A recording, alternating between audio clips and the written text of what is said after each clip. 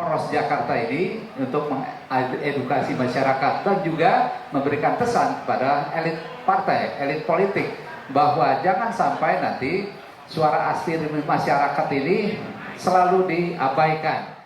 Jadi Gercos ini tidak berdiri sendiri sebagai satu dampak atau akibat dari tentu kekecewaan, ketidakpuasan dari suatu masyarakat untuk mengekspresikan bahwa pilkada ini tidak free and fair.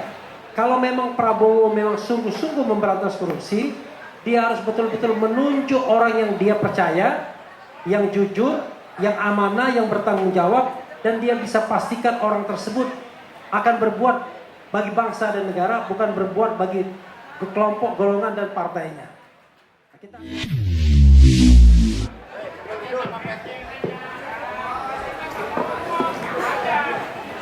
Halo, halo.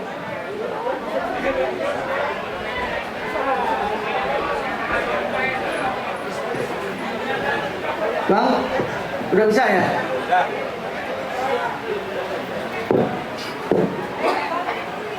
Ya. Assalamualaikum warahmatullahi wabarakatuh. Izin Bang Bin, Mbak Lili Yuro, sama Prof. Refri Harun. Saya Sofian. Ini yang pertama saya tanyakan ke Sofian Wahid adalah Bang Ben. Pertanyaannya adalah, ini sebetulnya Poros Jakarta ini kan sebagai bagian dari tentunya punggawanya orang-orang Jakarta Pak ya, yang mewakili aspirasi teman-teman Betawi. Nah ini bagaimana Anda melihat bahwa proses demokrasi di Jakarta saat ini memang tadi banyak kritik kan, ketimpangan-ketimpangan. Apa yang bisa dilakukan Poros Jakarta Bang dalam menghitung hari ini untuk bisa mengubah, meskipun tadi sulit karena kan sistemnya sudah seperti itu. Kemudian Bang Nurdin, tadi juga bilang tokoh dan sistemnya sudah rusak. Saya hanya tanya apa yang bisa dilakukan Bang Bin sebagai tokoh juga Betawi dan menjadi Poros Jakarta ini bisa mengubah semuanya.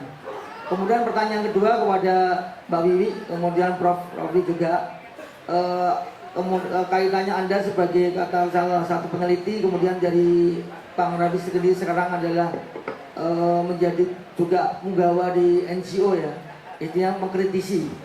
Ini untuk yang meskipun Anda juga tidak tahu apakah nanti tadi sudah komitmennya tidak mau ada masuk di politik, masuk di pemerintahan.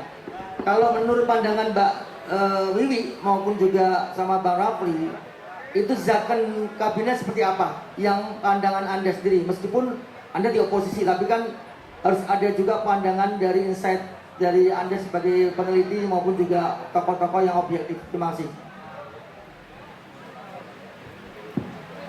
Iya, langsung ya.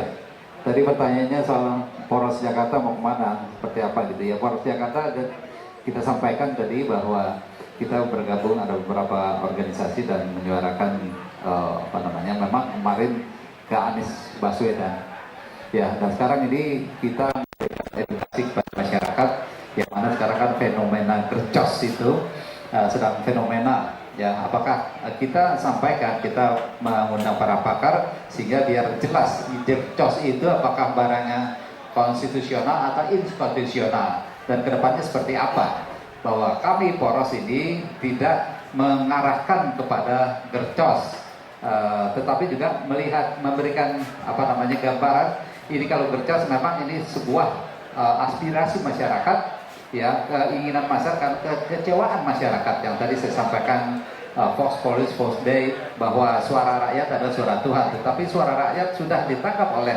partai di tingkat daerah tetapi tidak diterima oleh elit partai. Sehingga kita melihat, masyarakat melihat ini partai, elit partai yang langsung saja mungkin ketua partainya ini jadi bermasalah karena memang sesuatu yang sudah disampaikan oleh rakyat, kebenaran itu tidak diterima. Itu jadi gerakan kita Poros Jakarta ini untuk mengedukasi masyarakat dan juga memberikan pesan kepada elit partai, elit politik bahwa jangan sampai nanti suara aspirasi masyarakat ini selalu diabaikan. Kalau sampai diabaikan, benar-benar bisa nanti sampai Gercos itu. coblos semua. Tetapi memang tadi kan Bang Refli Harun sampaikan ada pihak yang sedang judicial review ke Mahkamah Konstitusi bahwa hal itu nanti juga menjadi pertimbangan. Saya rasa itu bahwa kita tidak melihat gercos ini mengarah ke gercos atau ke salah satu pihak, itu tidak. Karena memang ini juga kita lebih tetap melekat ya poros ini kepada Anies Baswedan. Jangan sampai nanti wah ini anaknya Abah mengarahkan ke sana seperti itu ya. Kira-kira jawabannya bisa dipahami gitu ya. Ya. Terima kasih. Ya.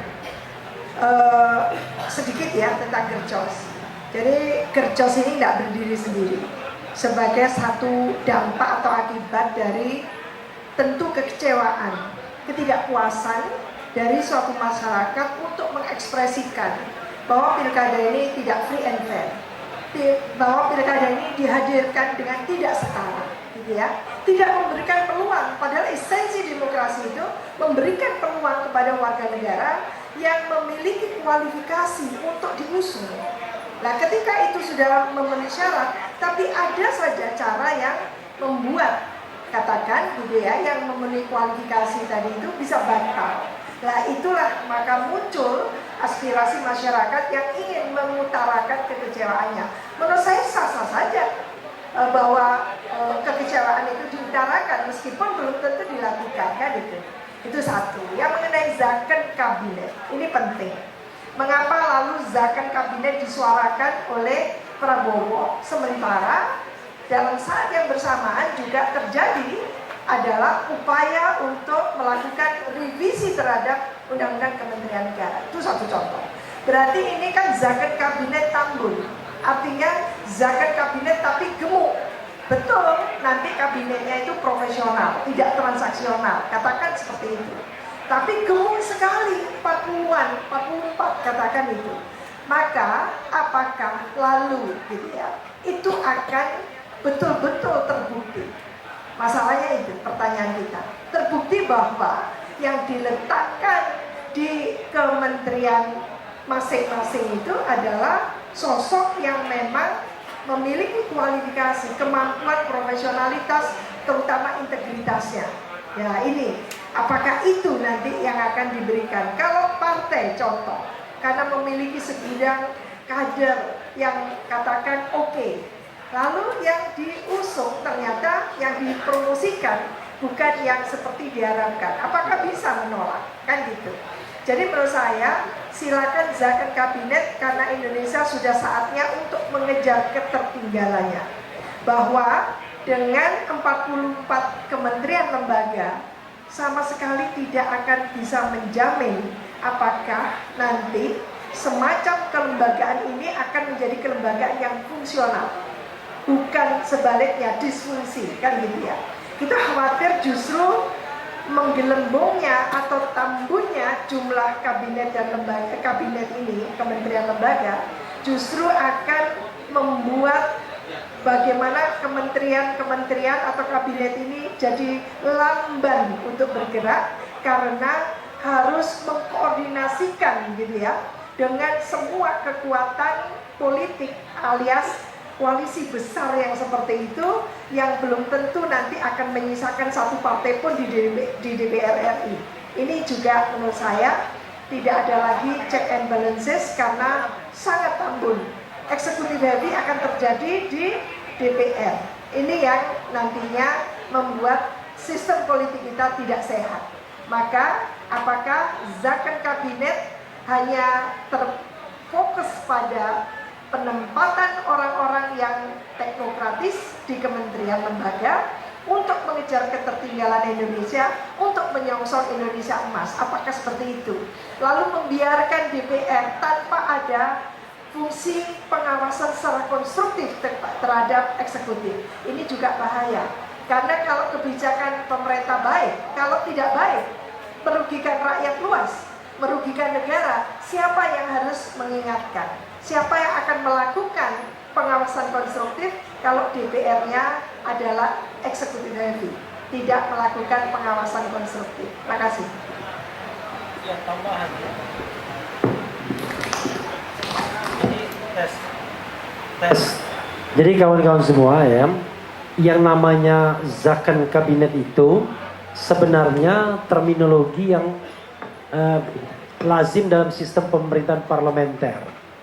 Di mana kalau pemerintah terbentuk dan itu terdiri dari beberapa partai politik, maka mereka membentuk yang namanya kabinet parlementer yang terdiri dari anggota-anggota DPR atau anggota-anggota partai politik yang tergantung sharing powernya, makin besar makin banyak kursinya.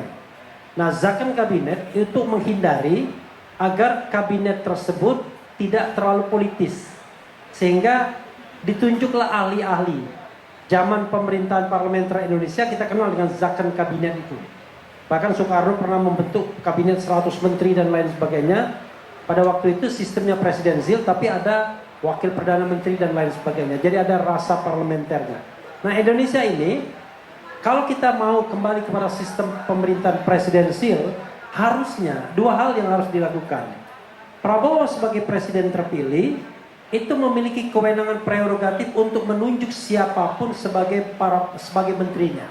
Satu. Kedua, menteri yang ditunjuk itu harus semata-mata loyal kepada presiden dan kepada misi presiden. Sehingga kita tidak bicara ingredientnya, apakah dari partai politik, apakah dari non partai politik. Tapi once dia diambil presiden, maka dia harus loyal dan tunduk kepada presiden. Yang terjadi di Indonesia tidak. Makanya korupsi merajalela.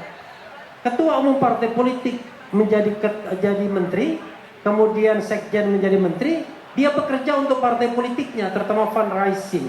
Akibatnya sistem kabinet, sistem kepartaian, sistem politik Indonesia tidak sehat. Nah, sekarang kalau memang Prabowo memang sungguh-sungguh memberantas korupsi, dia harus betul-betul menunjuk orang yang dia percaya, yang jujur, yang amanah, yang bertanggung jawab, dan dia bisa pastikan orang tersebut akan berbuat bagi bangsa dan negara, bukan berbuat bagi kelompok, golongan, dan partainya. Nah, kita harapkan mudah-mudahan begitu, walaupun saya tidak yakin, ya kan begitu. Tapi nggak apa-apa, yang paling penting kita kasih tahu teorinya begitu, tapi praktiknya kita akan lihat. Apakah Prabowo akan tunduk kepada jalan parlementer, apakah dia akan memilih jalan presidensial. Kita akan lihat dalam pembentukan kabinet nanti. Terima kasih. Ya, sebelum dilanjutkan, tadi mungkin wartawan udah dapat press release-nya ya. Ya, karena juga Bang Refli sama Powi belum sholat, mungkin cukup diwakili oleh Poros saja. Cukup ya? Cukup ya? Sudah ya, karena juga kita belum pernah sholat khawatir ini ya. Ya, terima kasih ya, beri perorangan buat narasumber kita dan juga Poros. Saya selaku pembicara mengucapkan mohon maaf apabila ada kekurangan. Dan terima kasih. Satu pesan buat saya, ada Engsa main di empang, kakinya patah ketiban batu. Yang susah bakalan gampang kalau kita semuanya bersatu. Terima kasih. Wassalamualaikum warahmatullahi wabarakatuh.